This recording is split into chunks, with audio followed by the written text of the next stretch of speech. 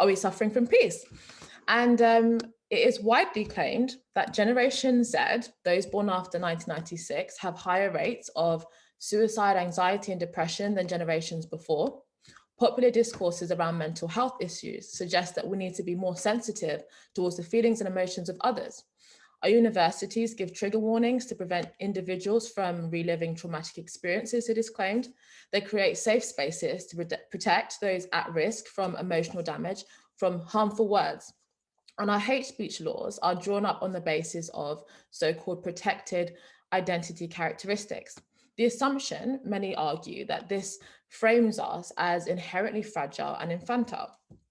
Given the purported power of words and the fragility of our mental health, is it any wonder then that younger academics and students are significantly more likely, according to some statistics, to support the deplatforming of controversial speakers? Is a rise in support for censorship somehow a consequence of understanding speech as something that we need protection from? Speech is violence, we sometimes hear.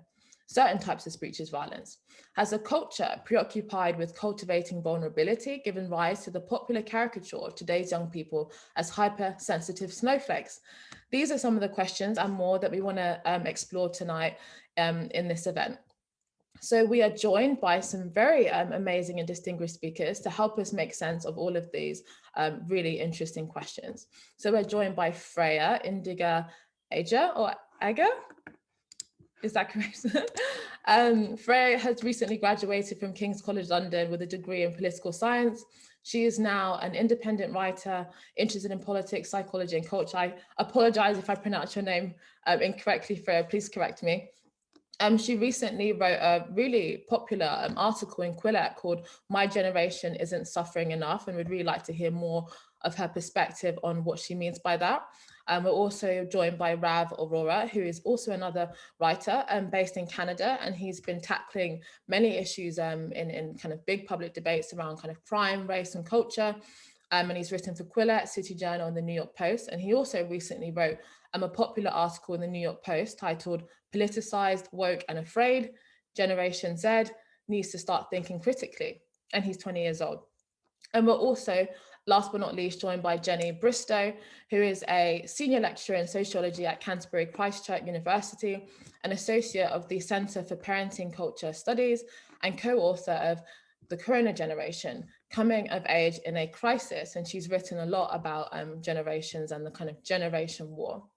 And so before we get going, just a few house rules. We are supported by donations. That's how we're kept going. So if you please consider donating to us, it makes a really big difference. And the format for the event is each speaker will have kind of 5 minutes each to lay out their key arguments and points. And then we'll have about 30 minutes to discuss between the speakers and myself, some questions and discussions between ourselves. And then the final kind of 50 minutes is open to the floor. So please ask lots of questions, and also feel free to engage in the chat and discuss in the chat box. And if you would like to ask a question when that time is, please use the raise hand function, and then I will select you to then speak. And also please feel free to keep your video on. It's always really great to see all the different people that come to these events. And so I'm going to firstly go to Jennie Bristow. We'd love to hear your first 5 minutes. Thanks, Anaya, and thanks everyone for coming. Okay, so in another life, i.e. before the pandemic, I worked with some colleagues on a study of students' expectations and experiences of university, and also looking at the academic-student relationship and how this had changed over time.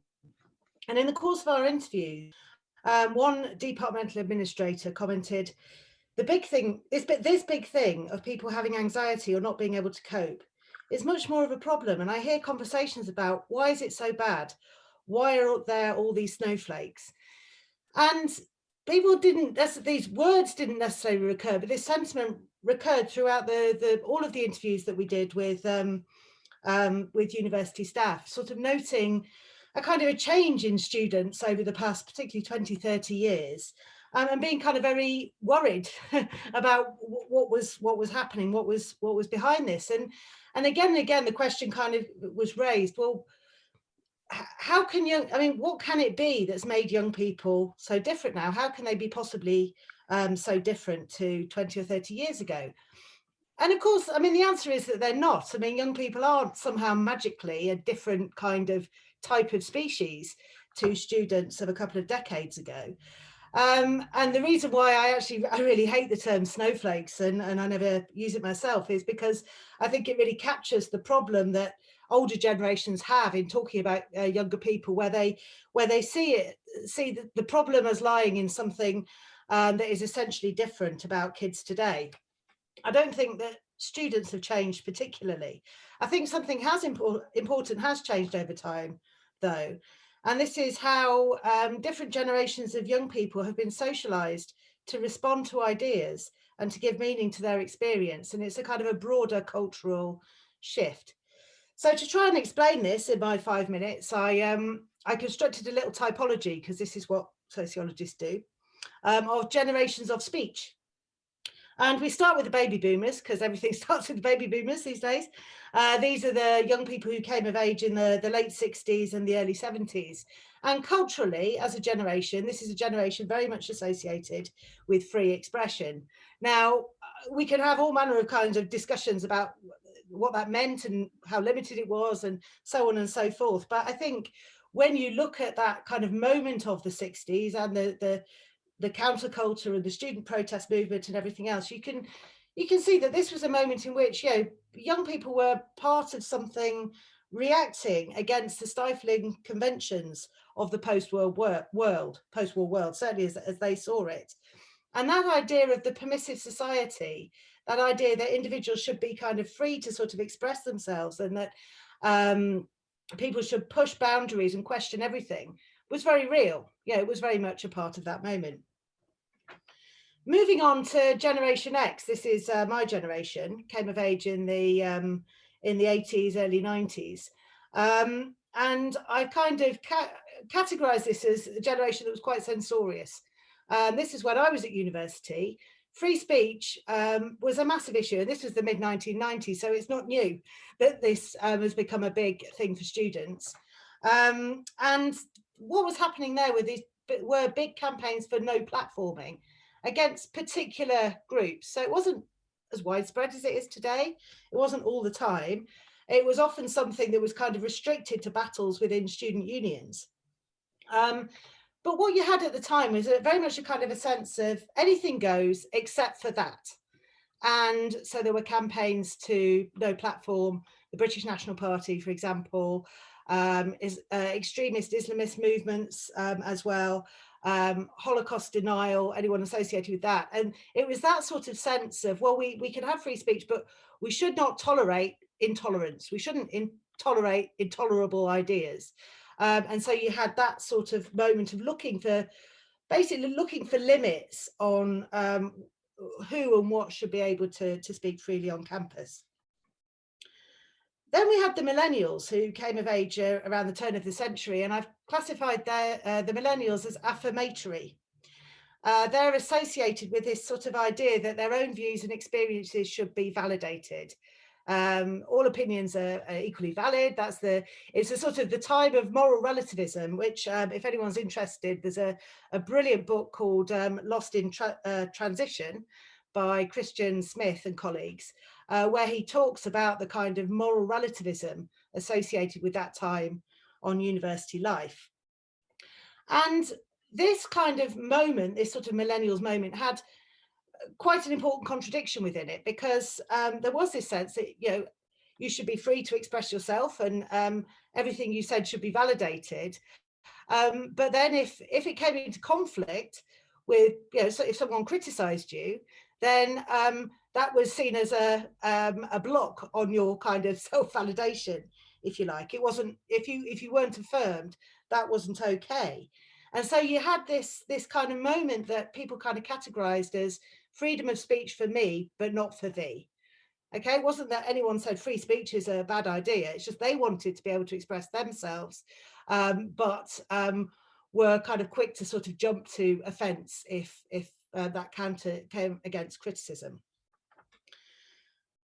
the time we have now, Generation Z, I've categorised as declaratory. And what I mean by this is something that I think does, you know, I mean, it is a step on from what we've seen before, where it's not really about a climate of you can't say that, as it was in the 1990s. It's more characterised as a climate where you have to say that around certain slogans, certain causes, that you have to sign up to particular positions.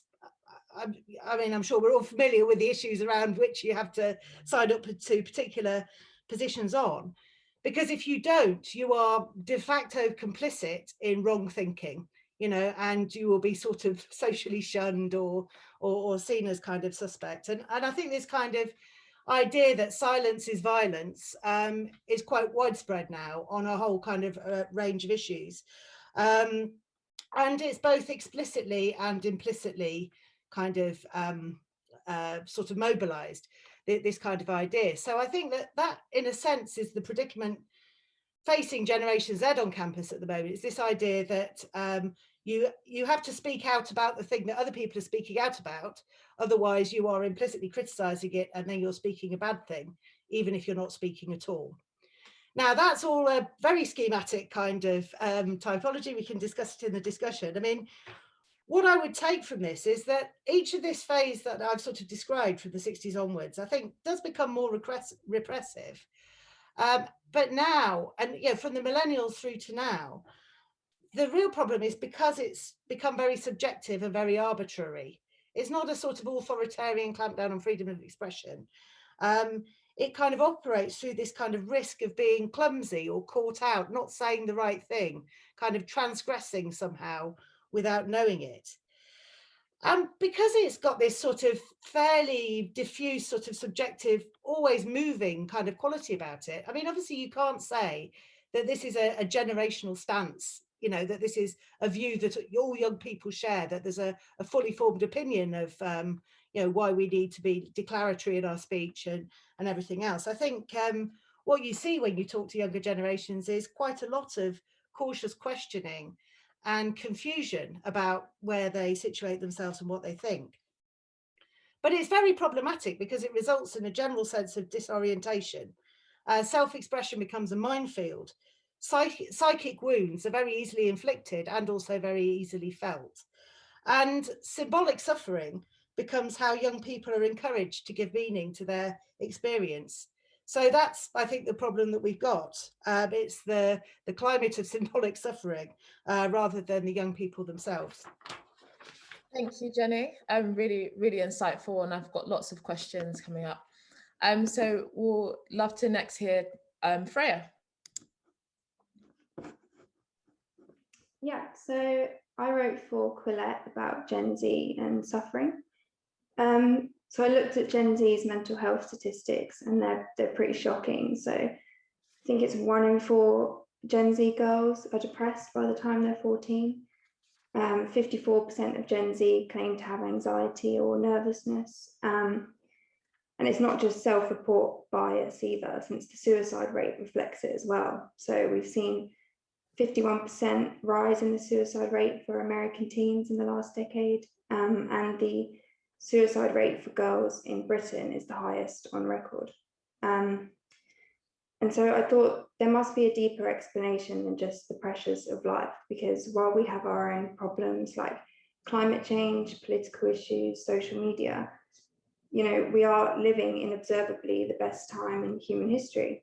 But as rates of illiteracy, extreme poverty, starvation, battle deaths have gone down, so has our happiness. And so the mainstream explanation of that is usually that we're under a lot of pressure, whether that's, you know, exam burnout or the stress of political issues or social media, and there is a lot of truth to that. And so they usually suggest self-care, therapy, meditation, mindfulness, and all these things are becoming really popular. And I think that is somewhat a backlash to a culture that didn't, you know, there was no self-care, there was big mental health stigma. So I think those things are great, but I don't think that they're a blanket approach to Gen Z's mental health, because while we've got more mental health institutions and therapy and different places to go if we're struggling, the rates are still going up, and we're more likely than any other generation to seek therapy. Yet our rates are the worst of all the generations.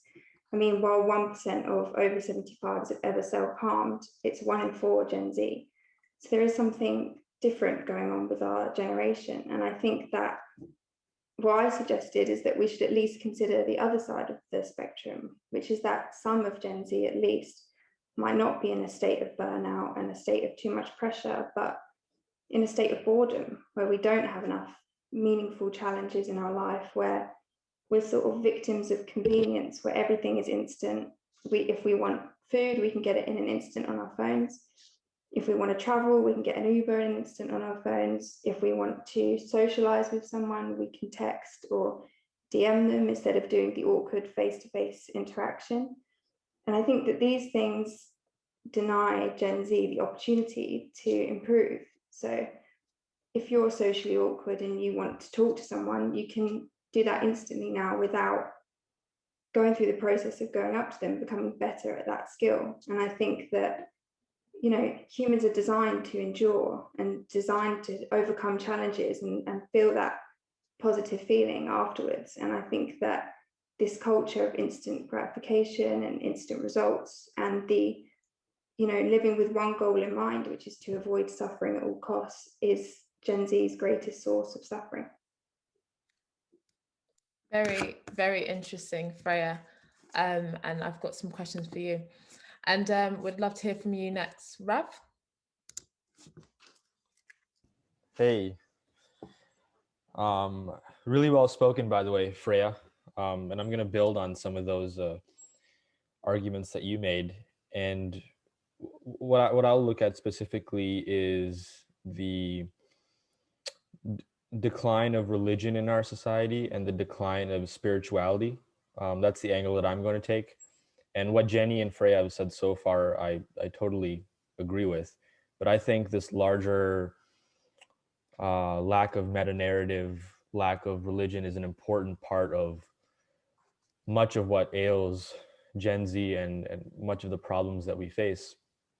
And one of the most famous thinkers in history, Nietzsche, once said that the decline of religion would bring about nihilism and totalitarian ideology. It would bring about this lack of meaning and people going towards ideological extremes and increasingly engaging in radical political activity of various kinds. And he was right in his time.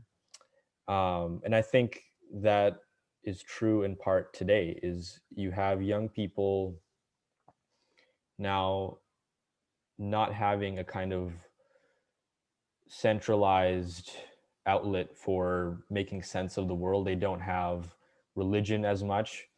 And there are various stats that point to Gen Z being increasingly agnostic or atheistic or just not involved in any kind of religious practice. And so now what's happening is this kind of natural sort of God-shaped hole that we have. And by the way, I sort of see myself as an agnostic. I'm no sort of religious person by nature, but I do see this sort of quest for meaning, this kind of search that we all have that is become increasingly difficult to fill for young people, especially. And so now they're sort of turning towards ideology and politics to fill that gap in their perception, in their life. And so now they're sort of like fighting against external things. They're fighting against white supremacy, the patriarchy, toxic masculinity, Islamophobia, transphobia, misogyny, all these other things. And so that's sort of become their outlet for meaning. That's where they derive purpose in their life, is by fighting these various evils, a kind of like a satanic force that they're fighting against in society. And they've built up this kind of orthodoxy where if you don't abide by it, if you're not in total agreement with their ideology, then you're cast as a kind of sinner. Similar to early forms of Christianity, there was a kind of religious intolerance. Now there's a kind of ideological tolerance where if you deviate from the orthodoxy in the slightest degree, you're now going to go burn in hell. You're a witch. You're a horrible person. You're an outcast. And one of the problems with replacing religion and spirituality with ideology and politics is that you're sort of externalizing all your problems. You're, instead of looking within, you're sort of casting blame on society. And religion, for its many problems, its many flaws, its many ills, it does a good job of forcing the individual to look inwards and focus on self-development, self-improvement, and work on the various flaws that we all have. But with ideology and politics, this kind of new protest culture, this victimhood culture, it's become increasingly external. It's about focusing on the things that I mentioned about it can be Black Lives Matter, police violence, white supremacy, transphobia, all these things.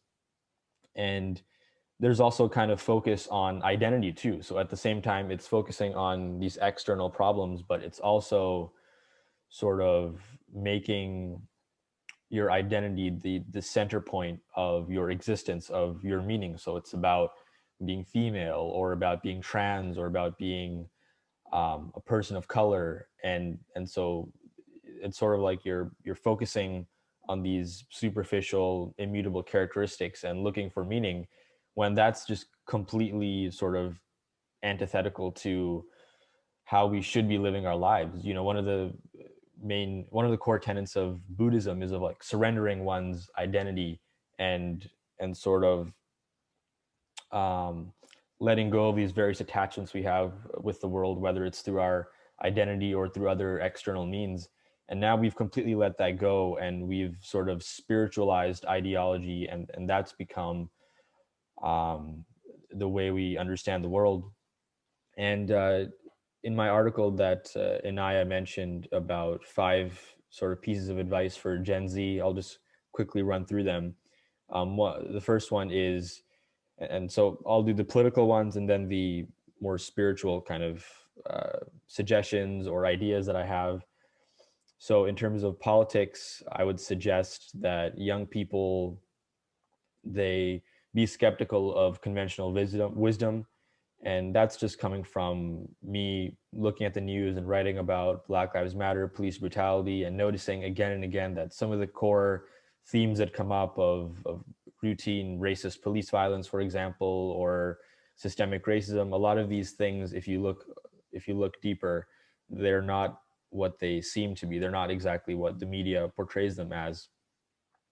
And the second point I have is to not rely on your identity for meaning, and instead focus on your interests, on your various hobbies and things that you like philosophically, intellectually, creatively. Because the thing with identity is it is kind of inflexible, although with gender it's becoming increasingly complex. But if you're a Black person, then focusing on Blackness then becomes very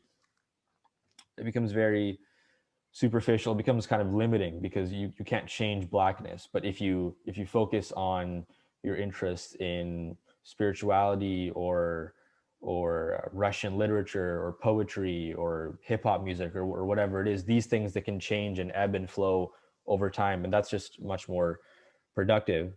And the other points quickly I have is about being open-minded and watching your news diet, which I think is very important, because people tend to consume their news through a kind of ideological filter, whether that's conservative or liberal. So I would recommend people look at what sources they consume their news from and be cognizant of the bias that is in play in media, which can shape our perceptions quite significantly.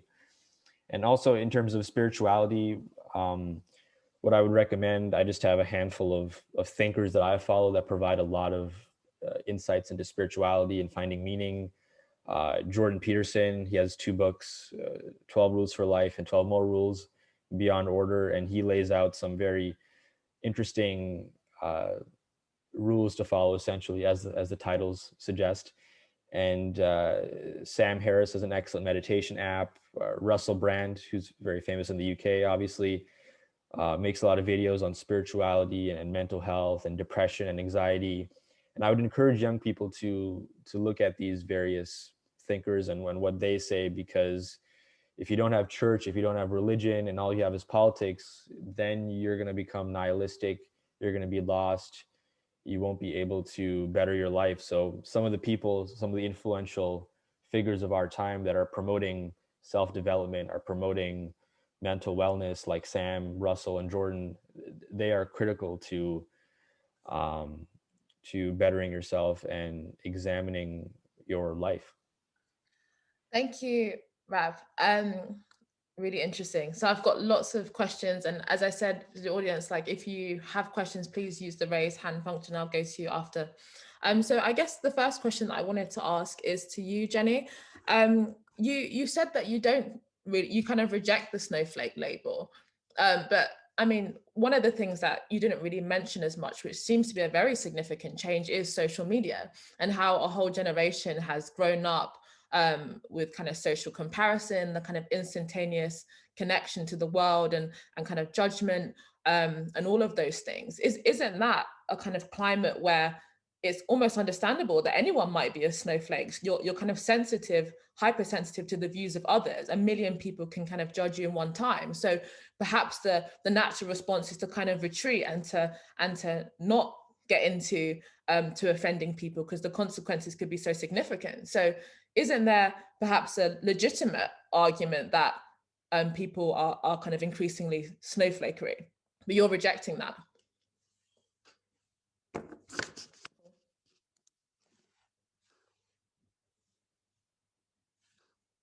Oh, unmute. I have mixed feelings about the social media thing. I mean, I do think the social media is very significant in a whole range of things, largely to do with amplifying a lot of the cultural trends that we see already and making them a lot less mediated. So I don't go down the line of saying, oh, it's just a technology, you know, this doesn't mean anything. I mean, I think it does play an active role, much like actually television did when it first became introduced into, you know, general people's homes. That television had this very interesting effect on kind of the norms of family life, because suddenly people were confronted with this kind of cultural world outside, beyond, you know, it has a sort of fairly disruptive effect. So technology matters. The thing is with social media, I mean, what people say about social media is quite contradictory. You know, I mean, on the one hand, you can say, well, people go there for affirmation, their echo chambers, getting their likes and all the rest of it. At the same time, it's a place where people feel very, very uncomfortable, I think. It's a place where kind of criticism happens, it seems to me, in a very unmediated way. You know, I can't stand it, I have to say, you know, but what I hear about the world of Twitter, where, you know, you're having these kind of, yeah, really quite nasty arguments behind the cloak of anonymity. And so I think that there is an insecurity that comes about with how people are constantly trying to curate themselves for the social media world, and to kind of make sure they present themselves in the right way, and you know, don't offend people and everything else. But I don't think it happens like that all the time. So I suppose what I was getting at is that I think I think that the symbolic suffering that young people experience is kind of quite real. You know, it's a sort of, particularly at a time like we've had last year, where, you know, almost like the digital space has become public space, and that is where your life is lived out. Everything has this sort of symbolic quality where language and imagery matters a lot more, and there isn't that mediating experience of being in physical contact or in a kind of a bounded social space. I think it can be something that can cause kind of disorientation and, you know, insecurity and pain, actually, even though on another level you'd think, well, why would it? Yeah. A question for you, Freya. You kind of talk about how Generation Z are kind of perhaps even bored But to some extent, wouldn't you rather be bored than kind of starving? I mean, if you're bored, at least you can, in the way that we have society now, you can travel, you can create you know, a YouTube channel. There's so many unbounding opportunities left for young people to do now that previously no other generation would have had. I mean, previously their idea of fun might have been kind of kicking a football, you know, with their neighbors. Now young people, there's such a world out there for them to do. So it isn't that kind of a bit contradictory? What do you think?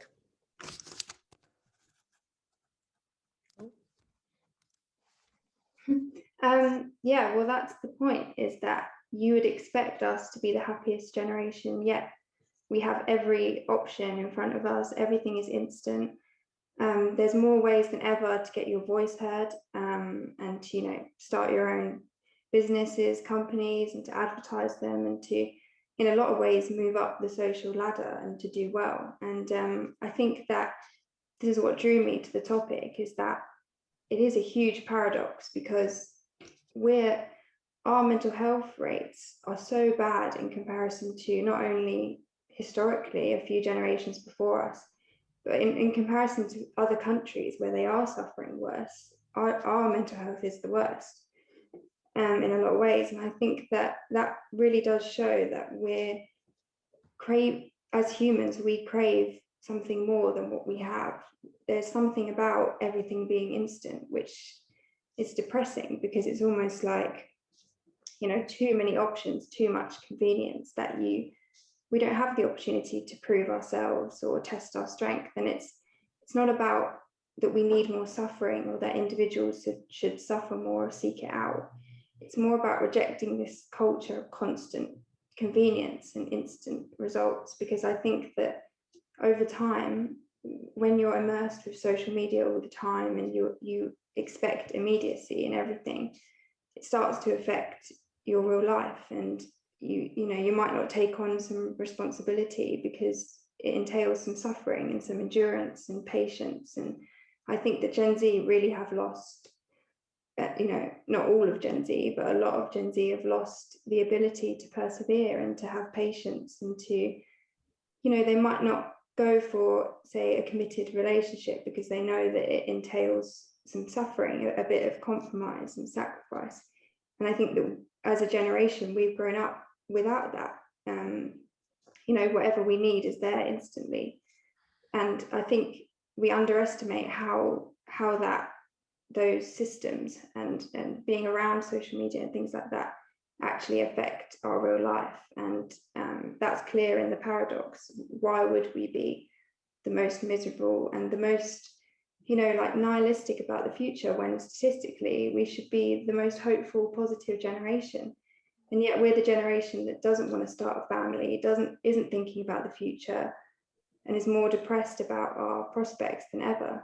So I think this is why, you know, it's not just ordinary teenage anguish. It's not just like every generation feels a bit miserable when they're young. There's something seriously different about this generation, because our mental health rates don't reflect the world that we're living in. Thank you, Freya.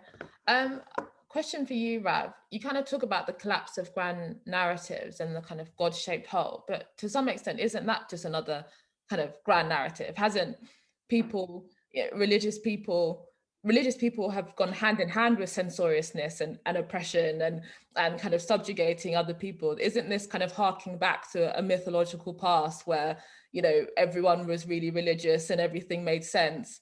And when in reality, actually now, there is kind of a lot more freedom now that religion hasn't taken such a significant role in society. What do you say to that?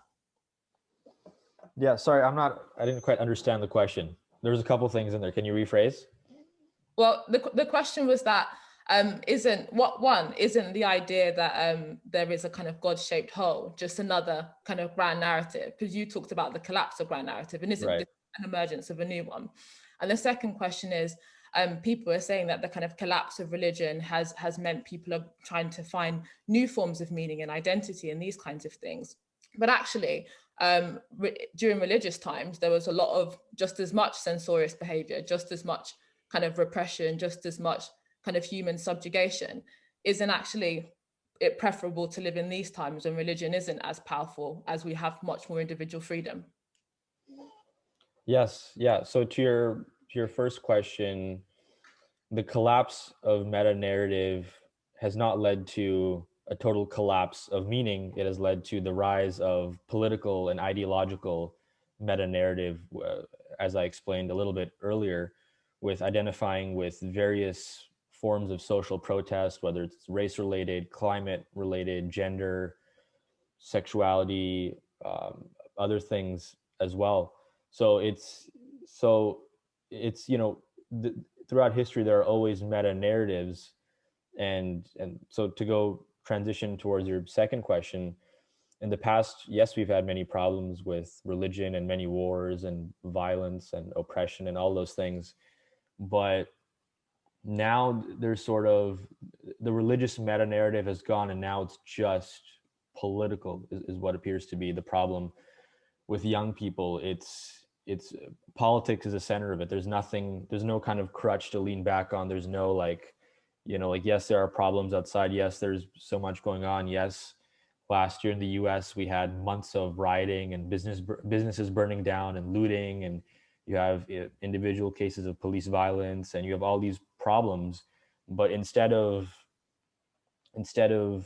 having a kind of spiritual crutch, having something to go to find meaning, to assure yourself, to maintain your mental well-being, that seems to sort of have gone a little bit. And instead it's just the focus is just primarily political. And Freya mentioned this, and so did I, about the rise of like mindfulness meditation and some of these more secular sort of spiritual things. And I think those things are incredibly important to maintain well-being and promote a kind of spiritual practice among young people that I think is very much lacking and has been replaced with political activism.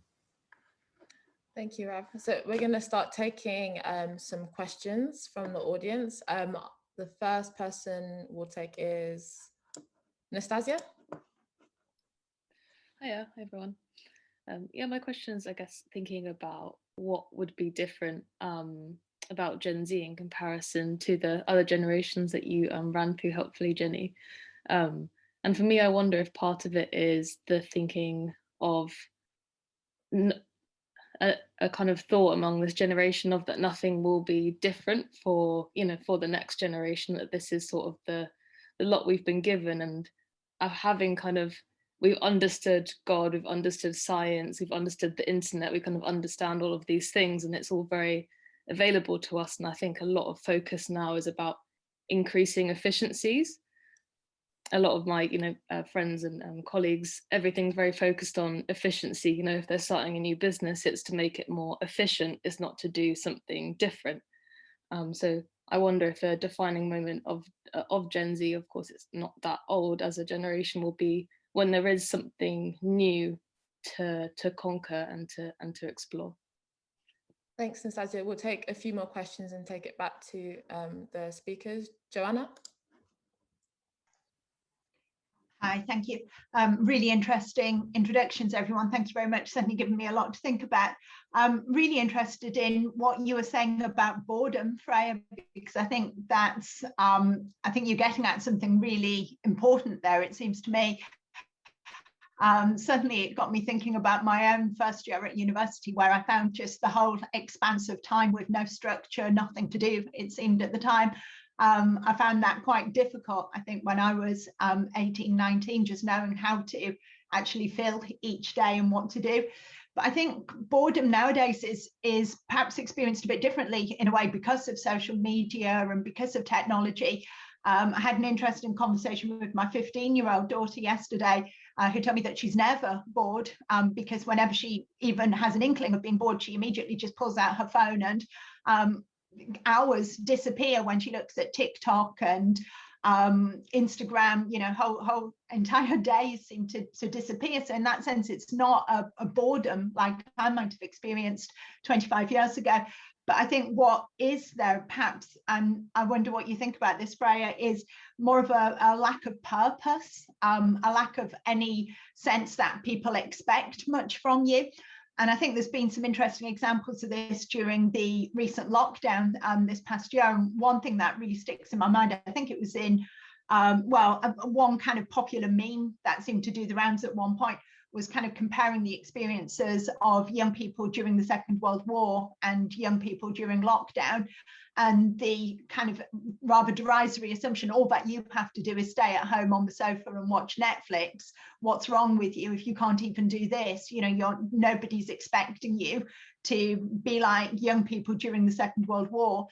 Yeah, there's part of me, obviously wouldn't want to for 1 second suggest that it was good that young people were called up to fight in a war or kind of recommend military service or anything like that. But at least during that period, there would be a sense of expectation, a sense of a kind of demand that society was making on you. You'd feel useful, you'd feel as if you had something to offer. And it just seems to me as if that's kind of gone from young people's lives a bit nowadays. Yeah, that's really, really interesting. Luke? Hiya. You sort of stole my question, Rob. I was going to go full Christian and ask a question about the loss of Jesus and Christianity in particular, but I want to make a quick point about that just to build on what you've said. I think specifically in the West and in Britain, the loss of Christianity, and Christianity, I'd argue, is quite unique in that whereas something like Buddhism will promote escaping from your and withdrawing yourself from your suffering, Christianity has a leader, a savior, and Jesus, who famously died on the cross and suffered in that, and obviously found the ultimate meaning in that, and that's who Christians follow. So it goes without saying that Christians will see the meaning in that and then hopefully adopt that into their own lives. And I agree with everything you said, Rab. I think the loss of Christianity has caused a lot of the problems that we're having now with the younger generations. But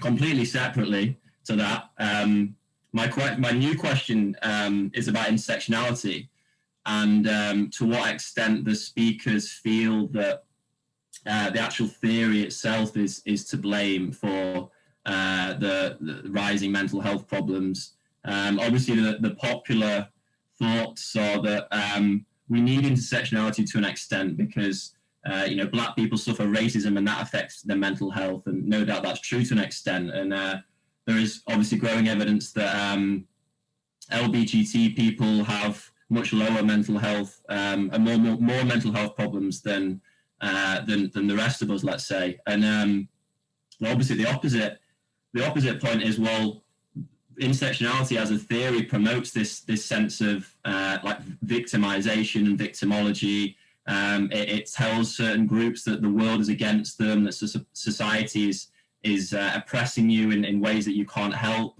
And I just wonder to what extent the speakers think that this has a negative effect on the mental health of those groups specifically.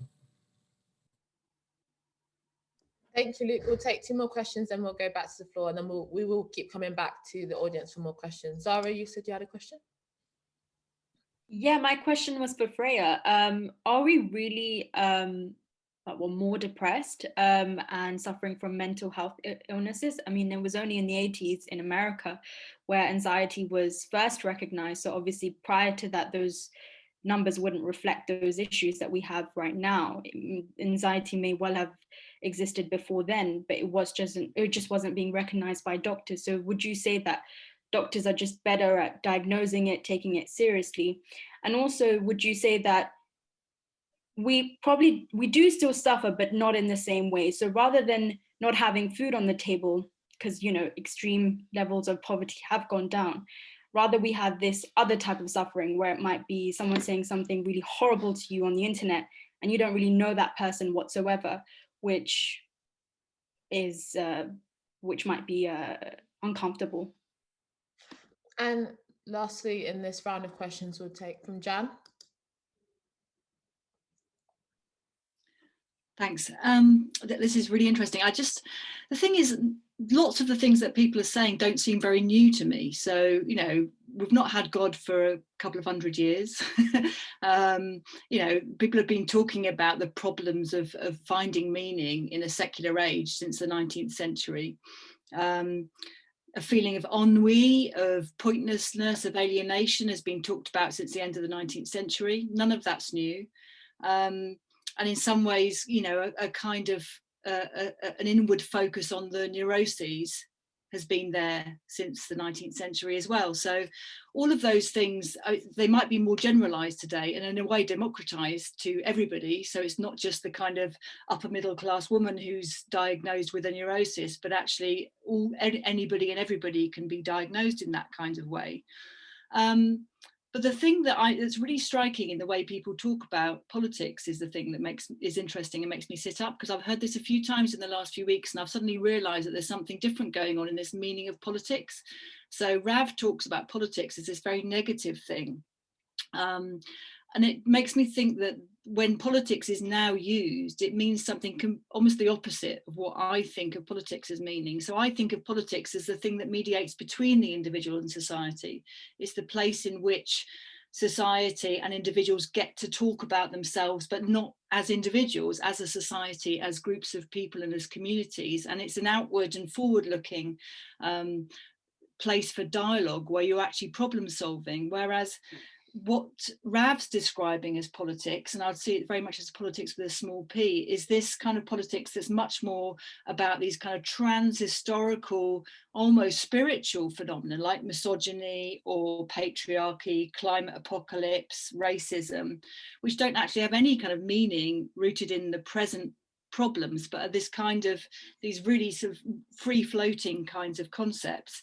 But then also politics as an identity badge. You know, I'm a good person because these are my politics. And neither of those things seem to help people to make a connection between themselves as an individual and everybody else in society in a way that's actually action-oriented or problem-solving or positive. It just seems to leave people stuck in the hole by themselves. Thank you, Jan. We'll go to you, Freya, if you want to pick up on the different things that have been raised. Yeah, so when it comes to looking at, you know, so we've only just started recording anxiety and depression in the last few decades, really. So you can't compare directly between the generations, but I do think that there's something to be said about the rates of physical self-harm and suicide, which has changed. I mean, like I said at the beginning, it's 1% of over 75s have ever self-harmed, and 1 in 4 Gen Z, and 12% of millennials. So it's gradually, the problem seems to be getting worse in the statistics. And I think that the key difference is social media, in my opinion. And it kind of leads on to the other question of boredom, because I think social media drives that. There's so many options when it comes to what to do on your phone that there's sort of the illusion that you're not bored, but really you are. You're just scrolling through various apps, closing them, opening them again. And I think that sort of meaningless scrolling and staring at your devices is something that previous generations didn't have. They're always doing something, working towards something. At least, you know, my grandparents' generation, they don't recognize that boredom where you're just, you know, fighted with options. And I think that too many options almost becomes nothing to do, because we're looking for something with real purpose and real meaning.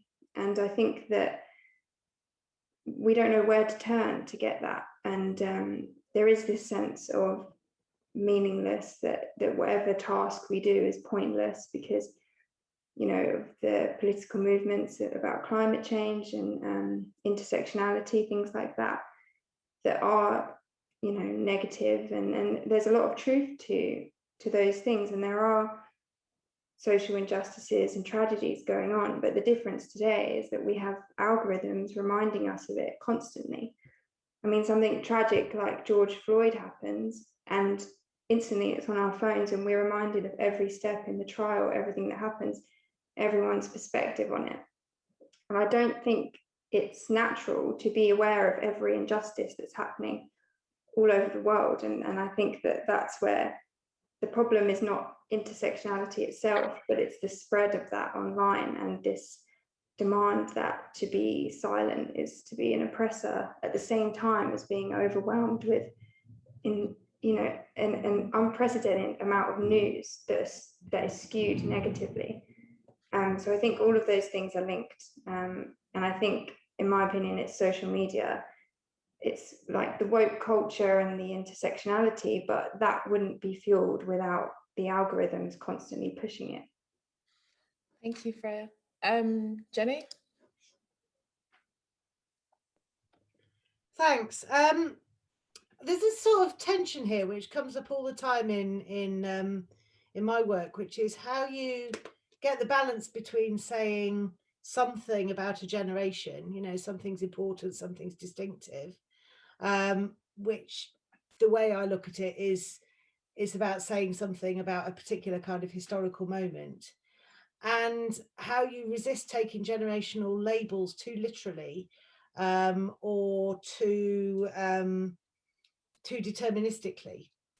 And I think this is coming up a bit in this discussion here. I mean, Freya, you said certain things, it's not just about being a teenager, but a lot of what you're describing is actually not timeless. It takes different forms at different times. And I think here the mental health discussion is very important, because there obviously is a rise in mental health problems, and I don't think it's all to do with kind of normal emotions being seen as mental health problems, although I think there is that going on. There is clearly mental illness is a very kind of complicated thing. But at the same time, and this goes back to the research I was talking about when I did my book on students, there is a phenomenon where people are really kind of experiencing their emotions through this prism of mental ill health, and actually kind of trapping themselves, forgetting that it's something that you grow out of. It's when you go to university, it's normal to be homesick. It's normal to be anxious about your essays. I mean, if it wasn't, no one would ever write an essay, right? Or a halfway decent one. It's normal to feel lonely. It's normal to feel confused when you're an adolescent, as Jan alluded to. I mean, there's loads and loads and loads of coming of age literature going back decades, talking about the turmoil of growing up and that sense of not knowing what to look at, where to be. The search for meaning. I mean, I'm from Generation X. I mean, we kind of pioneered nihilism, I mean, it was all that was the story that was scripted about us, that sense of coming of age at the end of history, as people called it, the end of politics. What were we going to do? We were going to drop out and take drugs and these kind of tropes. So I think we've just got to be a bit careful in trying to be too kind of grandiose about some of these things. That I think there are big problems at the moment and big kind of concerns that people are raising, but there is also something about being young which I think has that sense of real kind of, it is a very sort of confusing and disorientating time, and that is being experienced by young people at a time where identity politics makes their generation kind of an identity, right? They're under pressure to see this as a unique feature of Generation Z, and to sort of almost like hug that label of, mental fragility as part of what makes them them. And I think that's very, very dangerous, because that can then become a trap and keep you in that sort of social media box, rather than one of the things that I think is lacking at the moment is the proper kind of interaction between older and younger generations. But also, somebody mentioned this in the chat, in relation to education, that relationship to history that used to be bread and butter of what it meant to be in education, that's all becoming kind of thinned out. And so I that's why I'm saying I think the disorientation is real, but it's quite important not to get to get too precious about it. Jennie, I just have a quick question for you before I pass on to Rav. you're kind of talking about Gen Z, us not being too grandiose about it, but to some, what do you think the role of the kind of fetishization of youth has within this? Because in some senses, you know, I've grown up being told, you know, by adults that, you know, young people are the ones that are going to inherit the climate disaster, as it's called, you know, all of the horrendous issues.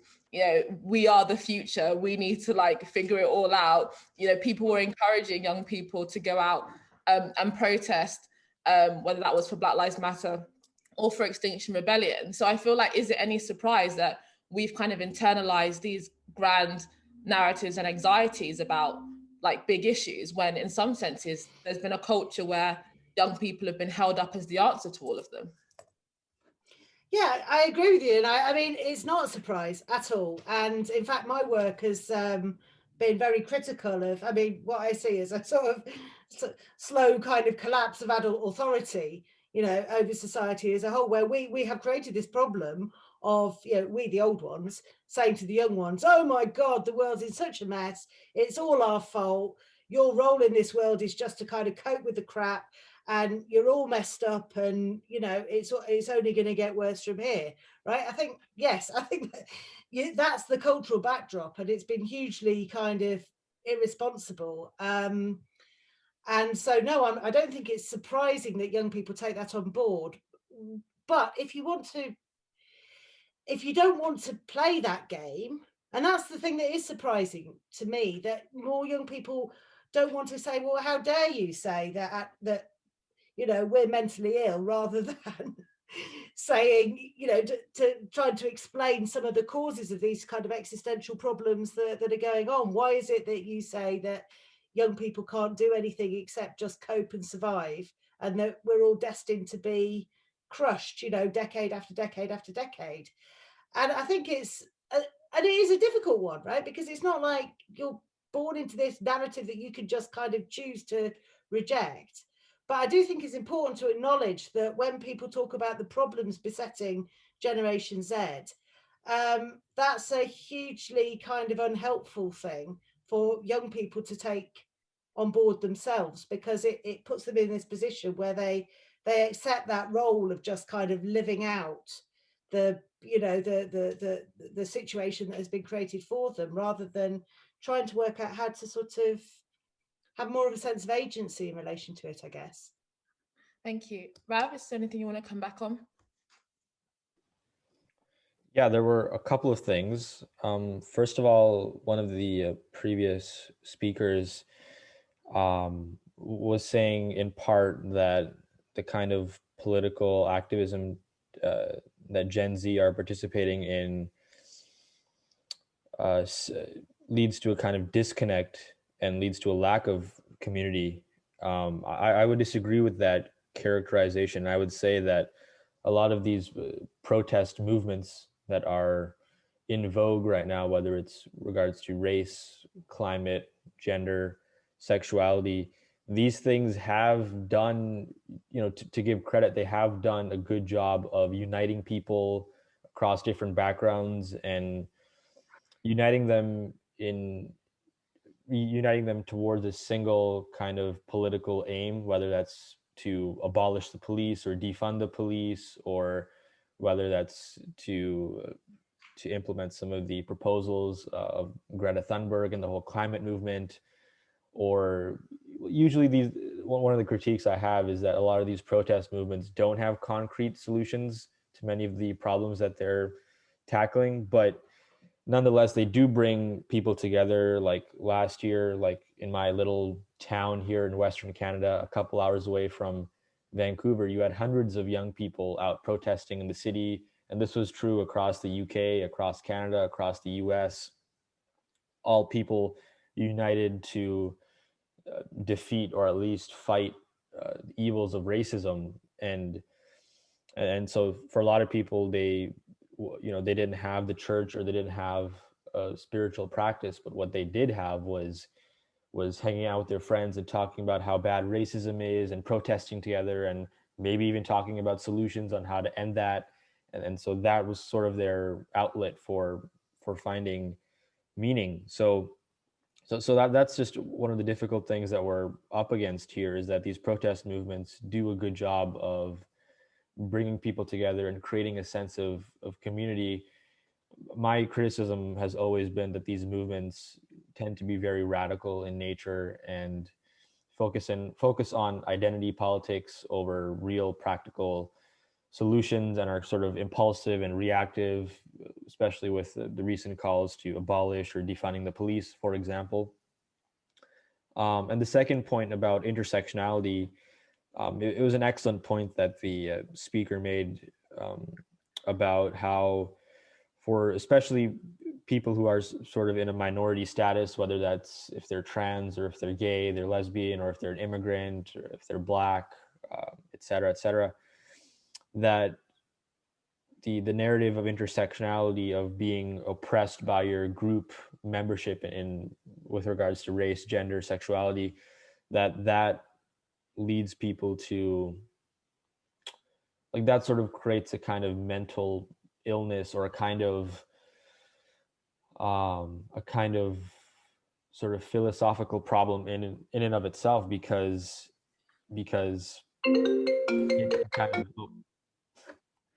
it kind of encourages victimization. Like, even for my example, like, if I were to follow the dominant kind of intersectional narratives of today, I would be railing against white supremacy, white privilege, about all these things that I don't have, and the oppression I face as an immigrant of color from India. And like, I could make that my entire sort of meaning, and I would be out protesting and engaging in all sorts of political activism. But really, I mean, blaming society for your problems is incredibly perverse and not a productive way of living your life. You know, I have so many privileges, you know, financial, educational, journalistic, like all these opportunities that I have, but to focus on me being a minority who has experienced racism, by the way, would be sort of me undermining my own agency and engaging in a kind of suffering that is entirely needless, right? It's, yes, racism exists and we should acknowledge it, but we need not hyperbolize it and turn it into a grand meta narrative about society that is laden with white supremacy at every corner, which is kind of what we're seeing today. So I do agree with the speaker on that point of these narratives of intersectionality, white privilege, systemic racism, misogyny, homophobia, creating this kind of incentivizing victimhood, essentially, and people who are falling in these minority categories can often trap themselves and engage in a kind of self-victimization where they're blaming society for their problems and not focusing on their own inner struggles. Thank you, Rav. Okay, we have 25 minutes left, so can we keep questions short and answers shorter? Alistair? Oh, sorry, I wasn't quite ready. I'm jumping the queue, am I not? Anyway, so I think both Freya and Rav have made some interesting observations. I suppose where I depart is in the way that you interpret them and the solutions you offer. So Rav, I mean, I very much agree with what Jan says. I think you get it the wrong way around with politics. The problem with politics just now is not that it creates an external focus, but that politics has taken a form that's incredibly personalized. You know, for years we've heard that the personal is the political. I mean, we almost seem to have gone further these days, and everything political becomes completely personalized. And that, to me, is the problem, is that politics has lost its kind of external focus and its capacity to talk about things that's actually about transforming the world rather than offering some sort of succor on an individual level. I also think that, as it happens, that you misinterpret religion as well and give it a very sort of modern spin, because if you think about the way that religion has often been used in the past, it's about providing a moral framework for understanding the world, hence the floods and the disasters and the sins and the transgressions or whatever. It's a way of engaging with the external world and giving it some sort of meaning, rather than just a sort of very contemporary spin which people give religion, which is all about spirituality and the inner self. I think there was something more to it in the past. Likewise, Freya, I think, you know, I get the shallowness and the kind of the shallowness of the instant culture and the consumer culture and all the rest of it. And I think it's, it's fair enough, given that we're all sent to happiness classes these days, to kind of rail back against that a little bit and to say, well, yes, in the past, people being unhappy has actually provided some sort of positive kick to a kind of spur, a springboard to changing things. I think that's fair enough, but I think it goes too far to say that we should in some way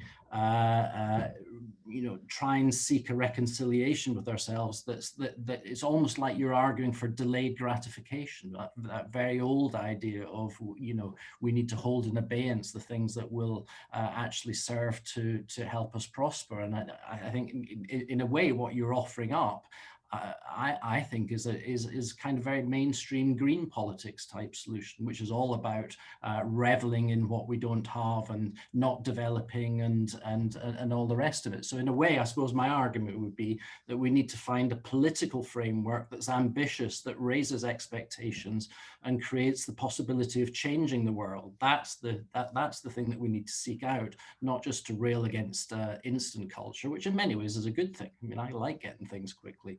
It's a good thing. Thanks, Alistair. Nilu? Thanks. My question is for Rav. I'm also from Vancouver, and I think it's very Canadian of us to want to see the positive and people coming together to have discussions about racism. But I kind of want to know what you think about how that discussion really went, because the racism that we record that could be argued to be systematic here is the First Nations. They're disproportionately represented in the foster care and in the prison system. And very little of the BLM protests focused on the discrimination of Indigenous people. So do you think that we had a fulfilling conversation surrounding that, or do you think that it was just like a way to virtue signal that we're talking about racism when we were neglecting the like truly marginalized people in the country? Thank you, Nilu. Rob?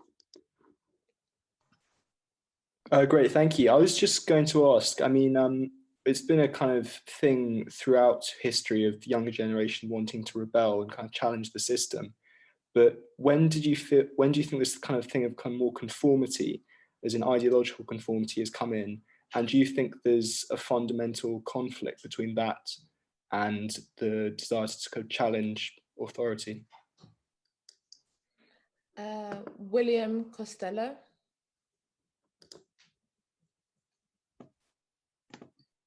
Hi, can you hear me? Yeah. Okay, so brilliant points. Thanks to both speakers and thanks for putting on the event. One area I do think that young people have a genuine grievance is in how difficult it is to get on the housing market. And I think that this fact alone might extend adolescence for many. So my question is, to what extent do you think this plays into the collective consciousness that we see in your generation? We'll take a few more before we go back to the speakers. Andrew Armour. Oh, hi, thank you. Fantastic talks and comments today. I think my main point was with regard Rav, actually. I really enjoyed some of your comments, Rav. In particular, I work at university and with young media people, a lot of young males, young men, and there seems to be definitely something slightly different about the modern young 21, 22-year-old. And I just wondered, Rav, what your thoughts on this in terms of their lack of, there seems to be, for some of them, they're fantastic. I admit they're brilliant. But for a lot, there seems to be an extreme introvertness, an extreme quietness, an extreme reluctance to talk in public, an extreme reluctance to talk to anyone in class, anyone. And I just wonder what your thoughts on that. You're probably a lot closer to that generation than I am, even though I work with them. At that point, that a lot of you, do you see your fellow young men almost lacking that sort of that lust, that passion for life and for doing things? It's what Jordan Peterson talks about, the adventurer. If you've read Jordan Peterson, he says that young men do need some kind of adventure in life. Otherwise, there will always be have that angst. I just wonder what your thought of that, Rav, because you mentioned Jordan Peterson as well. Thank you. Thank you. Ellie Lee. Hi.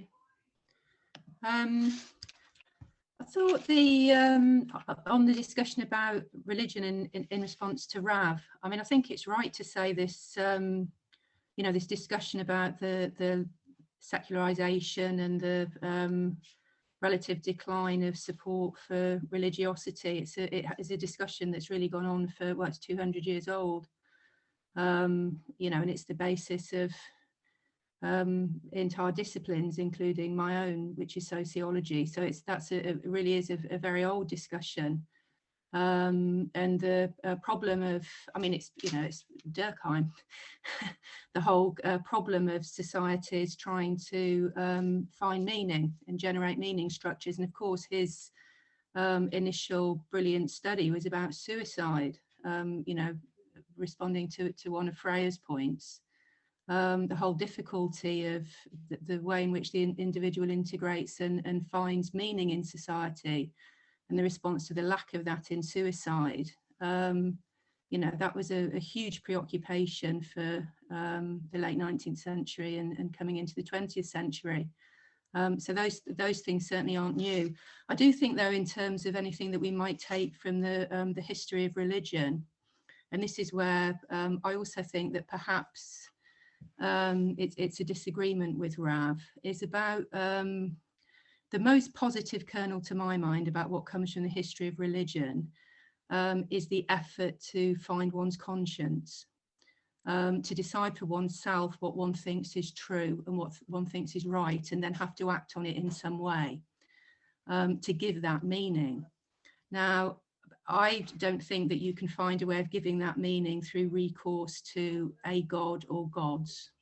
I think there's going to have to be better ways of doing it. But I do think that that quest for meaning and that desire on the part of the individual to work out what they think is moral and what they think is right is a hugely important legacy of the history of religion, and one that we've got to find ways of giving it a new form of meaning and new cultural support to people who want to do that seriously, who want to work out what they believe to be right and find ways of expressing it. And one of the biggest problems at the moment, which is the problem of compelled speech, is people being told you can't do that. And, you know, I work in a university, and it's the biggest difficulty all the time that young people have become so nervous and so worried about experimenting with trying to work out what they think is right. And there's no support around them because we've become very estranged from talking in moral terms and having a moral vocabulary where we give support to that idea of wanting to decide what's true and what's right. So we've got to find ways of organising around that and giving that meaning. Myself, I don't think Jordan Peterson's got the answer to this, because I think he wants it all to be off pat. He wants to give you rules for life, and actually a quest for meaning and what you working out what you think is true. It can't be given to you by Jordan Peterson. It has to come out. It's a quest. It's not there already. It's got to be worked out, which actually does relate to the whole question of politics, actually, because politics really is about us together trying to work out these sorts of solutions in a public, democratic way, which is why politics matters so much. Thank you, Ellie. Really, really interesting. I will go back to the speakers. Please, short answers, because we still have a few more questions, but pick up on and respond to any key things you want to pick up on. Rav, do you want to go first? Yeah, sure. Yeah, there's quite a bit there, so I'll try to quickly go over just maybe a few things. With regards to the last speaker about the loss of religion and the decline of sort of finding meaning, about that not being a particularly new problem, I totally agree. It's just now the problem that we have, this kind of cultural pathology that I'm seeing again and again among young people, is that they've replaced religion with protest culture, with politics and ideology. And so it's sort of like you're trying to, you have a charger, but you're putting into the wrong outlet, sort of thing. And so it's not just that religion is in decline, it's that we've sort of spiritualized politics and united around these sort of superficial external things. And we have to find a replacement. That's sort of what I'm struggling with, what I'm questioning, what I'm thinking about. And I think somebody like Jordan Peterson does provide something approximating an answer or a solution or some ideas. Like the rules he lays out in his book are very illuminating and interesting and provide a kind of moral framework that we should think about. And other people like Sam Harris and Russell Brand, who are more influenced by Eastern philosophy, Buddhism, spirituality, Hinduism, I think those people are important too in providing different answers to this lack of meaning that we're dealing with. And also one of the questions from the individual from Vancouver about, I think that the key theme that I agreed with there was that complex problems are sort of ignored and touched on kind of a surface level in these broad social movements, like with Black Lives Matter. It's a very sort of surface level debate that we've had, like with the First Nations, as you brought up. It's a very complicated problem involving historical, social, modern day issues, and the answers are not easy. Like, even if we eliminated all prejudice and discrimination against First Nations people, that wouldn't solve like any of our problems. Like, there are so many deep rooted historical, you could say systemic kind of issues that it's going to take a lot of deep discussion with regards to policy and creating the right economic and social incentives to give these communities the agency, the power to uplift themselves from these long legacies of poverty and crime and incarceration and all these things. But with things like BLM, like it becomes about like defunding the police, abolishing the police, or fixating on things that aren't even like these big problems, like police violence, for example. Last year, a total of 18 unarmed Black Americans were killed by the police, and that's sort of treated as like this big systemic problem that police are routinely hunting down Black Americans, which just isn't true. It's not borne out by the data. And so that's kind of one of the problems that I have, is that we're totally ignoring some of the underlying complex social phenomena, and instead we're exaggerating and hyperbolizing some of these relatively minor problems, and we're sort of engaging in this performative virtue signaling on Twitter and Instagram instead of actually trying to understand the complex social, historical, and political problems that we're dealing with. Thanks, Rab. Short answers, Freya and Jennie. Freya? Yeah, so there was a question about instant gratification and whether, that's not really a big problem, whether that I'm suggesting we just unnecessarily delay gratification. That's not really what I'm saying. What I'm saying is detaching from a culture of constant, superficial, dopamine and instant results. And I think that where I disagree is I think that some older generations can't understand the extent to which instant gratification affects young people and younger. So, most people today are getting their first phone when they're 7, and they're online from years and years before that when they're toddlers. And I think that, there's been studies that show that social media physically alters your brain, and that this, constant search for attention and synthetic results really does affect young people. And I think that it's sort of, it's easy to say that it's harmless, because there are benefits to social media, and it does feel good to be on social media and to socialize in that way and connect with people. But I think that it teaches people to avoid suffering, and like I said, patience and perseverance, and all of that is necessary for any kind of self-development. And so I think that these social media and the algorithms that constantly promote to try and keep you addicted is a bigger problem than some realize. Especially my generation have felt it, and we are glad that we didn't grow up with social media to the extent that the generation below us did. And I think that we're going to start to see the effects of that even more. And Jennie?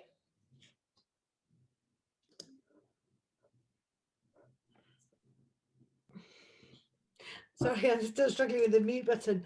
I don't actually disagree, Freya, that it would be a really good idea if young people spent a bit less time on their phones and more time in kind of physical contact, you know, with other people. And I don't disagree that shallow materialism, consumerism has found itself lacking, you know, in terms of the search for meaning, as both you and Rav talked about very eloquently. I don't think those two things are necessarily the new problems, though. They have been talked about for quite a long time in the, you know, with different forms of technology and everything else. I think the newer thing, and somebody raised the question, you know, where did this conformity come from?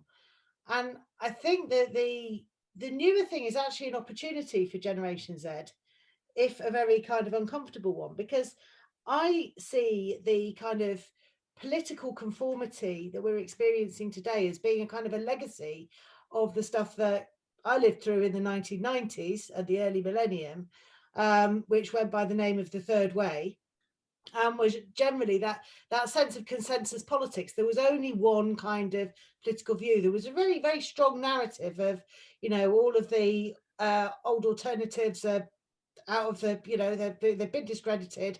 This is just the way things are. And it was utterly, utterly, utterly boring. And as a young journalist at the time, I kind of devoted myself to trying to stir things up and have more rows and more questioning.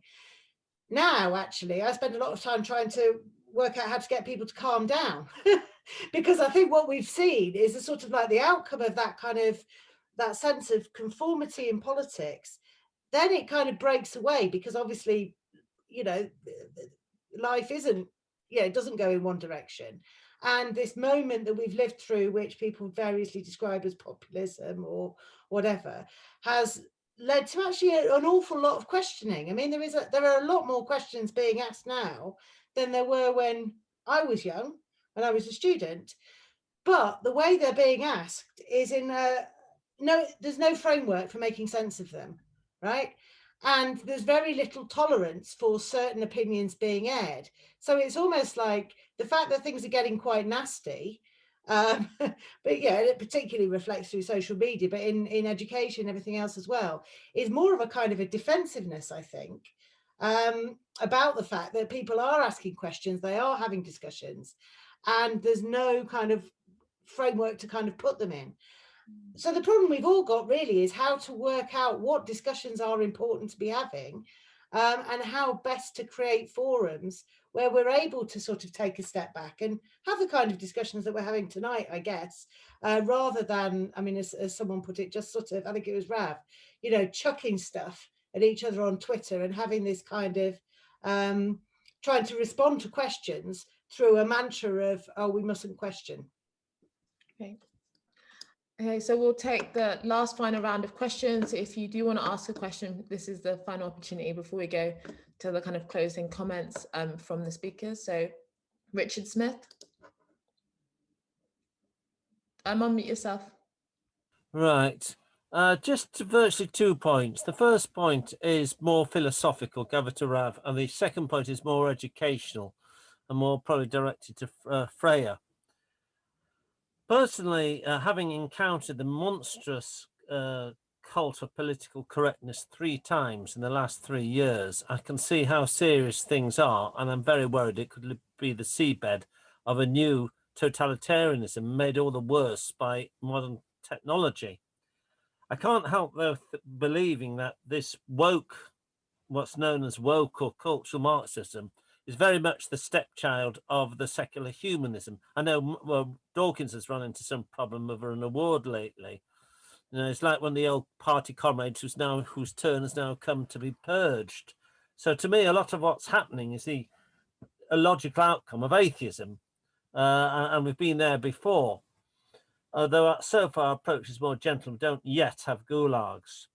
Now, the other point which you mentioned, which is more geared to the young people, to Freya and anyone of that generation, is that sooner or later, when you get into the real world, when you're not cosseted by college or university, people are going to find that a large number of the young people, except probably for the party faithful, are going to find that their educational providers have stuffed their minds with nonsense, which has made them unemployable, unable to adapt to change, unable to face the increasing competition from the Far East.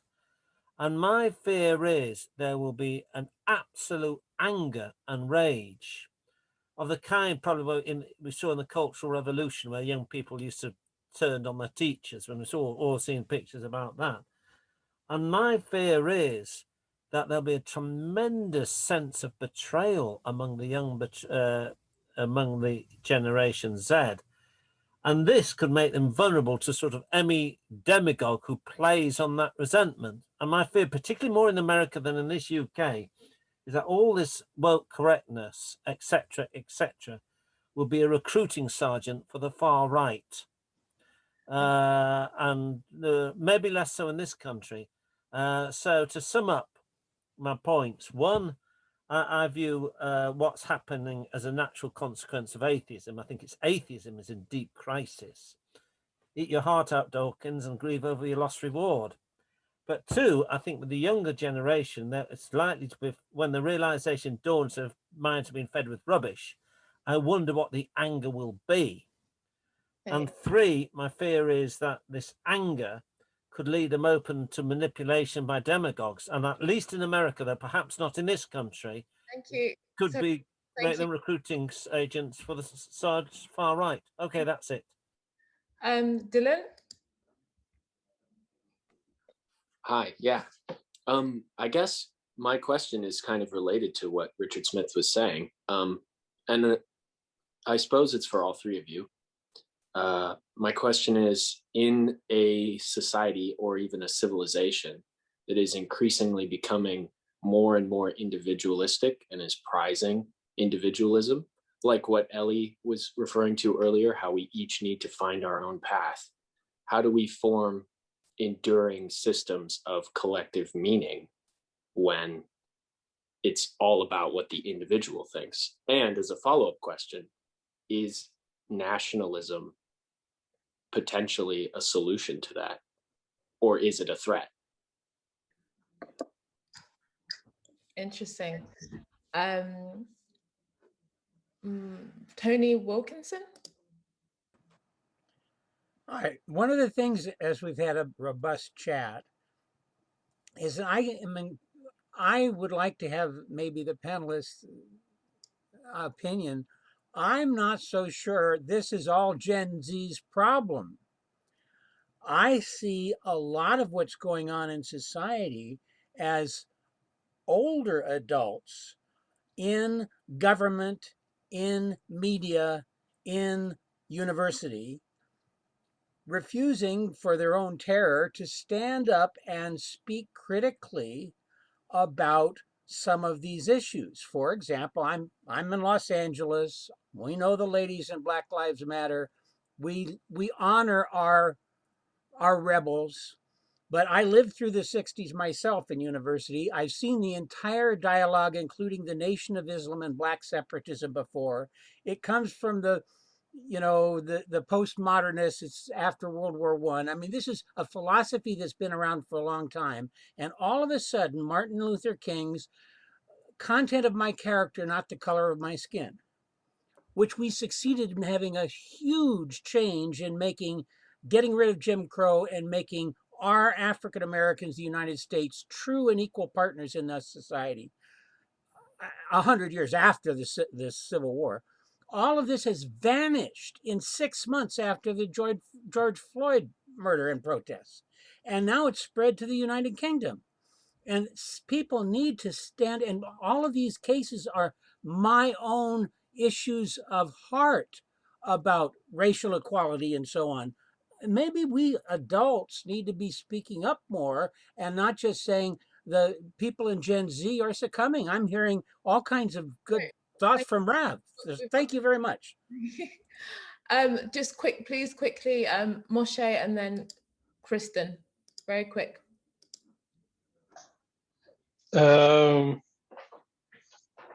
Okay, my question was going to be, I'll try and be very, very quick, because what interests me about this whole discussion about critical race theory, intersectionality, post-colonial theory, gender studies, is the role of the academic world in creating the sort of the belief system of the younger generation. It seems to me that the big difference between like my generation, a baby boomer back in the 60s, where we all believed in peace, love, and understanding, is that we kind of were thinking we were creating a better world, but it came from us. It seems to be that now that the young people are being taught a very nihilistic, a very a very I think undemocratic sort of set of beliefs, which in the end of the day, it doesn't have any sort of belief system for a better world, and basically because that's what young people are being taught at university. That was my point. Thank you. And very, very short, please, Kristen. Thank you. Yes. I pre-recorded my question. It's 2 minutes. Okay, so today's proposal is suffering from peace. So here's some key points here. So the solution to peace is apparently conflict, and I just want to hash that out. So that's point one. Is that the route we're going down? My second point is that the very term suffering from peace is not an original point. So let's use history, something that's been banned in our schools, to study when this phrase came about in our collective consciousness as a species. So the first mention of suffering from peace I can find in the West comes from Tacitus, saying that a bad peace is worse than any war.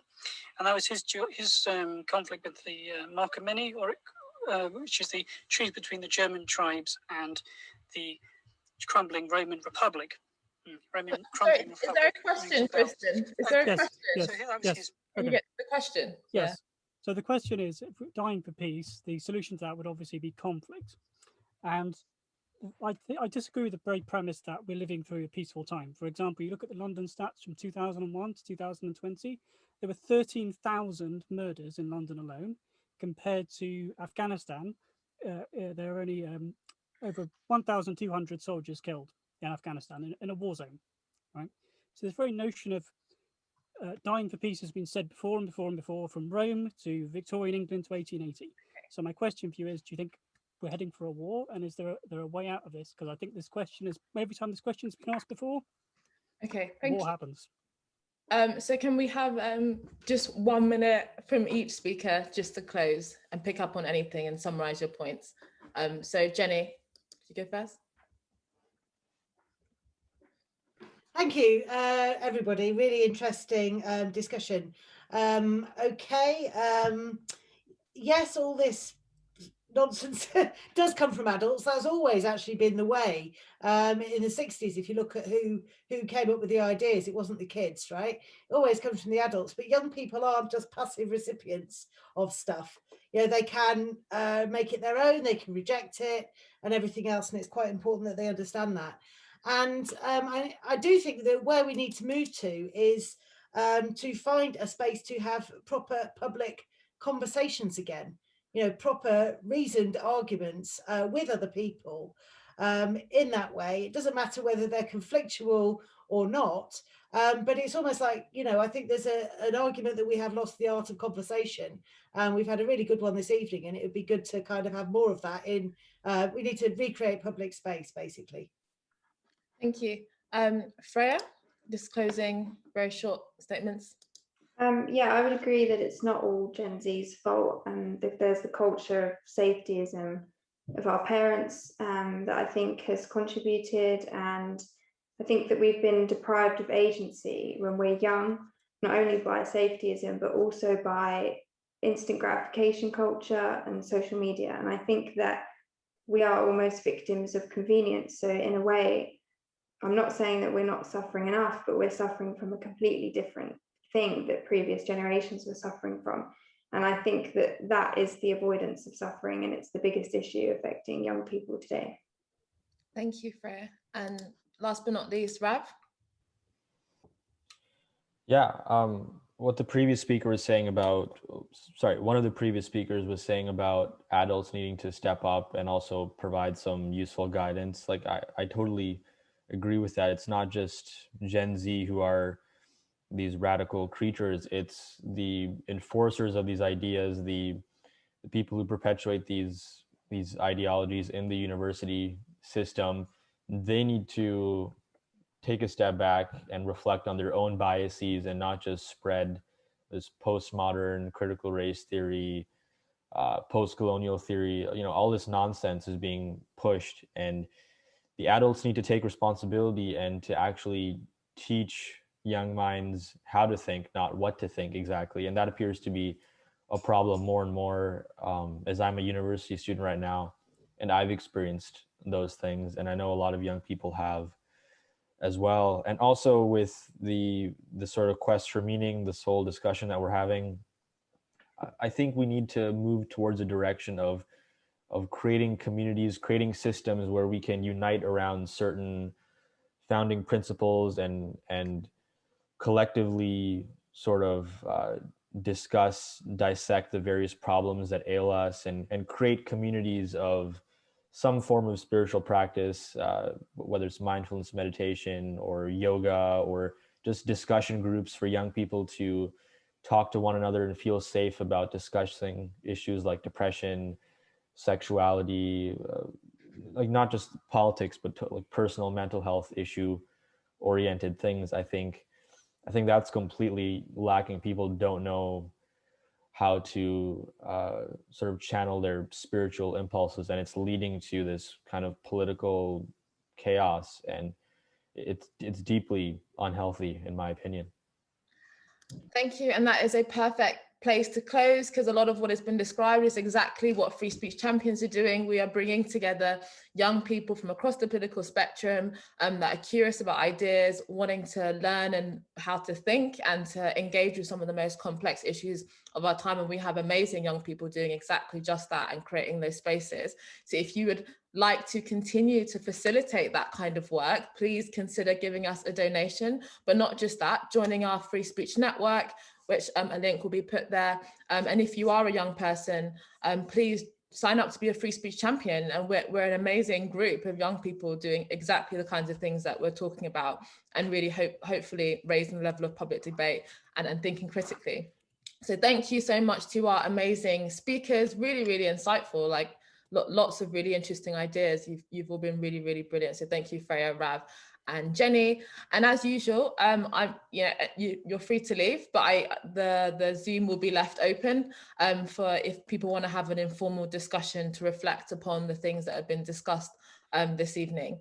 So thank you so much, and I hope you have a great evening.